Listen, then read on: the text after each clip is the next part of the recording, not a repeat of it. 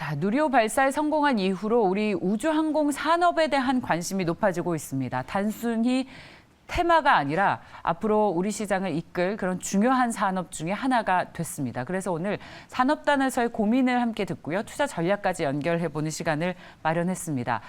관련 애널리스트이신 KB증권의 윤창배 선임연구원 모셨습니다. 어서 오십시오. 네, 안녕하십니까. 네, 반갑습니다, 연구원님. 윤창배입니다. 예.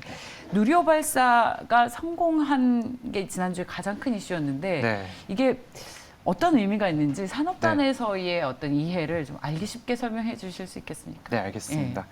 저는 러시아 우크라이나 전쟁이 즉각적으로 원자재, 곡물 가격에 영향을 미쳤지만 산업적으로는 우주가 가장 부각이 될 수 있는 이벤트였다라고 생각을 합니다. 왜냐하면 서방 국가들의 경제 제재가 있자마자 러시아는 국제우주정거장에서 철수를 발표를 했었고요. 두 번째로는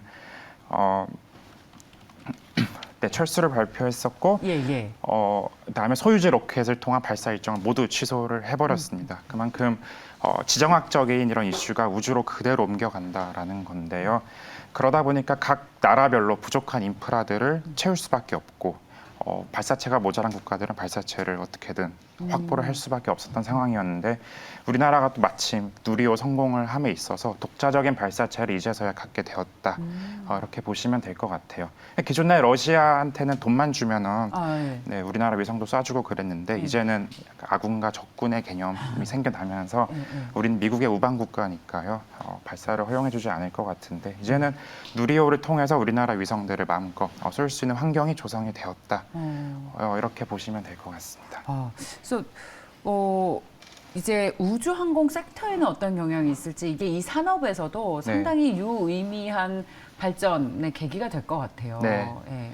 일단 누리호 발사는 앞으로 4번 더 남았습니다. 지금까지 1차, 2차 발사는 일종의 리허설 개념이라고 보시면 될 것 같아요.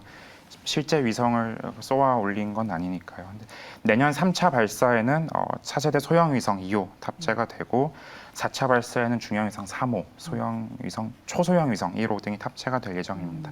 내년부터 실제로 우리나라가 만든 위성들을 쏘아 올리고 우리나라가 운용하고 이런 식의 좀 산업이 발전될 건데 또 하나 누리호가 지금 300톤급입니다. 근데 이거를 500톤까지 올리겠다라는 계획도 발표가 된 상황이에요. 이게 또 무거워지면 뭐가 다른 거예요? 더 많이 실어서 올릴 수 있는 거죠. 그렇군요. 네. 근데 중요한 게 누리호 때 이번에 300개가 넘는 민간 기업이 참여를 했었습니다. 점차 민간 기업들이 계속해서 들어오면서 민간 주도와 혁신이 일어나고 있는 게 우주 산업이라고 보시면 되는데 앞으로 3차, 4차에서도 더 많은 민간 기업들이 참여하는 장이 만들어질 것이다. 이렇게 보시면 될 것 같습니다. 그럼 관련해서 또 연관 기업도 주식시장 상장사 중에 더 늘어나겠습니다. 네네, 그럴 걸로 기대를 하고 있습니다. 그래서 우리 같은 경우에는 그러면 투자할 만한 기업들의 숫자가 더 늘어나는구나. 네, 실적도 더 좋아지는 국면에 접어들었다. 이렇게 판단을 하고 있습니다. 특히 정부에서 우주항공 산업을 육성하겠다는 의지가 강하지 않습니까? 네. 우주항공 산업은 뭐 막연하게 당연히 앞으로 좋아질 테마, 좋아질 산업이라고 생각했습니다만 올해 이런 누리호 발사뿐만 아니라 또 전쟁 이슈가 있으면서 방산 주식까지 영역을 넓혀서 이제는 한국을 진짜 이끌겠다. 무기 같은 경우에는 우리나라께 그렇게 좋다면서요. 싸고 좋아서. 가성비가 좋죠. 그야말로 가성비가 좋아서. 원래 가성비 하면 또 중국이었는데 무기 항공 산업만큼 한국이 그 시장을 정말 굳건하게 자리매김해 나가고 있는 것 같습니다. 맞습니다. 정부에서 어떤 정책적인 수혜가 있을까요? 우주 같은 경우는 우주 개발 로드맵에 맞춰서 굉장히 장기적인 텀에서 투자가 이루어지고 있는 영역이고요. 일정에 맞춰서 개발이 또 이루어지고 있는 상황입니다. 근데 최근에 우주개발진흥법 개정안 같은 것들이 발의가 되고 지금 국무회의 통과한 걸로 알고 있어요. 이 법 개정안을 보면은 우주 경쟁력 확보를 위해서 조금 더 민간의 투자를 확대를 하겠다라는 그런 정부의 강한 의지가 포함이 되어 있습니다. 그리고 윤석열 정부의 과거 110대 국정과제 만들어졌을 때도 우주가 포함이 되어 있었고요. 최근에 한미 정상회담이 있었는데 바이든 대통령이 오셔서 윤석열 대통령과 회의를 했을 때도 우주 개발이 주요 아젠다로 포함이 되어 있었습니다. 지금부터 한미 연합으로 우주에서도 개발 투자 더 확대될 걸로 보여지고요. 일단 정부 차원에서 투자를 하고 민간에서 혁신이 이루어지는 그런 장인데 8월부터 다누리 달 탐사선이 발사가 됩니다. 이게 첫 물리적 한미 협력의 이벤트라고 보시면 될 것 같아요. 달은 또 우리 일론 머스크 형님. 네. 좀 뒤따라가는 겁니까? 아니면 더 저희 저희가 따라가야 됩니다. 네. 달 탐사 더 잘할 수 있으니까? 맞습니다. 8월부터 네. 다누리가 발사가 되는데 네. 스페이스X 로켓을 통해서 발사가 될 예정이고요. 나사와 함께 공조해서 나사가 짜놓은 궤도를 우리 다누리가 또 탐사를 할 예정이거든요. 그렇군요. 네, 지금부터 이런 이벤트들이 무궁무진하게 많이 열릴 수 있다 이렇게 보고 있습니다. 다누리가 달도 다 누리게 되기를. 그렇게 되길 바라고 있어요.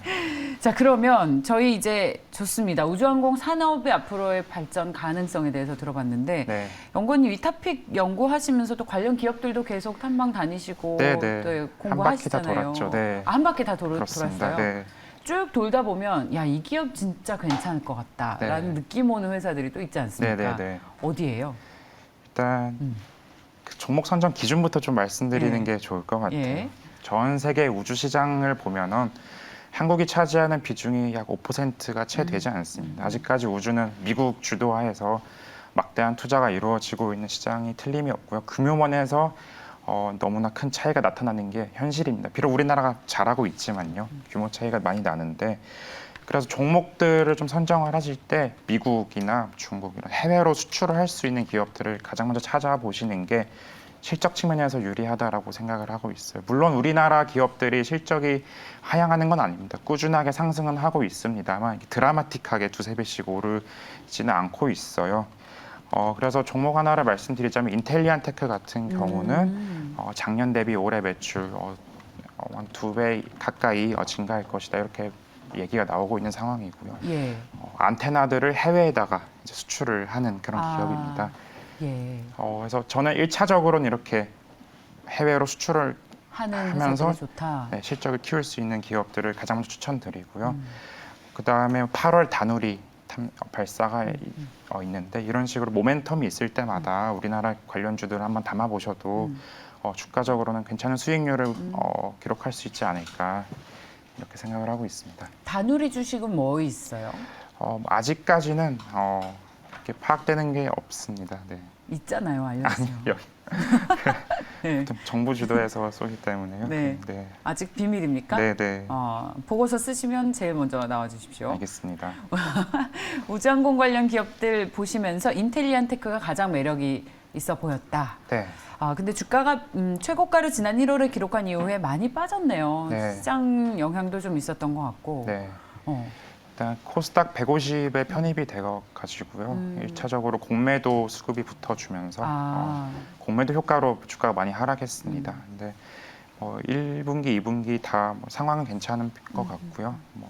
단순 수급 이슈로 빠진 거지 펀더멘탈적으로는 별 문제가 없는 것으로 파악이 되고 있거든요. 네. 그렇군요. 네. 자, 인텔리안테크 현재 3% 넘게 오름세를 나타내고 있습니다. 네. 자, 저희 탑픽 종목까지 나와서 이제 우주항공 관련 산업 이야기는 이 정도 마무리를 하도록 하고 또 연구원님 그동안 쓰신 보고서들을 쭉 보니까 가상자산 이슈를 쓰셔서요. KB증권에서 네. 가상자산 담당하고 있습니다. 가상자산도 담당하시니까 뭔가 신산업은 다 하시나 봐요. 네. 우주항공, 가상자산. 앞으로 거대한 섹터가 될 수 있는 것들은 찾아서 분석을 하고 있습니다. 그렇군요. 그래서 사실 가상자산 투자와 관련한 정보를 저희가 제공을 해드리고 있지는 않습니다만 네. 요즘 투자 심리가 그것 때문에 자본시장 전체적으로 다 빠지고 주식시장도 굉장히 안 좋잖아요. 네. 그래서 이 부분에 대한 이야기도 좀 듣고 싶어요. 네. 가상자산의 추이와 주가의 상관관계가 진짜 있습니까?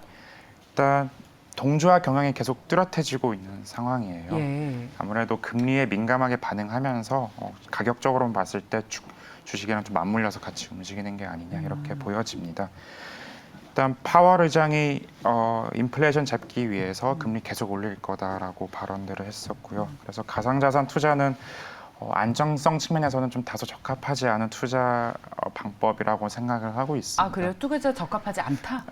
안정성 측면에서는 안정성 측면에서 금리가 안정을 올라가면 바라고. 더 변동성이 확대됩니다. 예. 네. 다만 지금의 이런 조정을 또 긍정적으로 보는 시각들이 존재하거든요. 왜냐하면 코인 가상자산에 있어서 뚜렷한 사용처들을 고민을 하기 시작했어. 과연 이 코인이 어떤 가치가 있고 이거를 어디에 쓸 수 있을까? 이 사용처들을 고민을 하게 되었고요. 또 어떤 파트너사들이 뒤에 있는지 뒷배들을 하기 시작했거든요. 예. 그래서 지금부터는 뚜렷한 사용처가 없는 코인과 뚜렷한 뒷배가 없는 코인들이 좀 정리가 되고 있는 구간이라고 생각이 됩니다.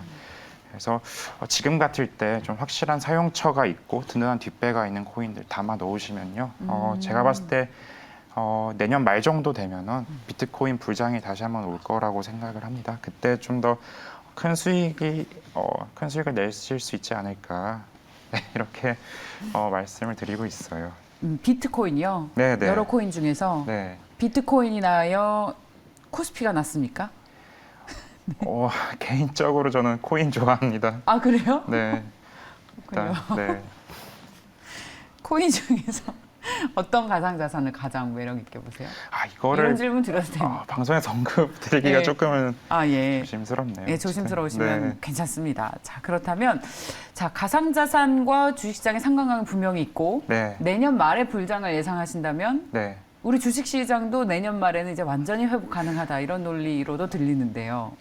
그렇게 연관관계가 있는지는 모르겠습니다. 예, 앞서 동행한다고 말씀하셔서 네네. 뭐가 선행하는지는 좀 따져봐야 되겠지만 비트코인이 오를 수 있는 근거로는 반감기라는 게 있거든요.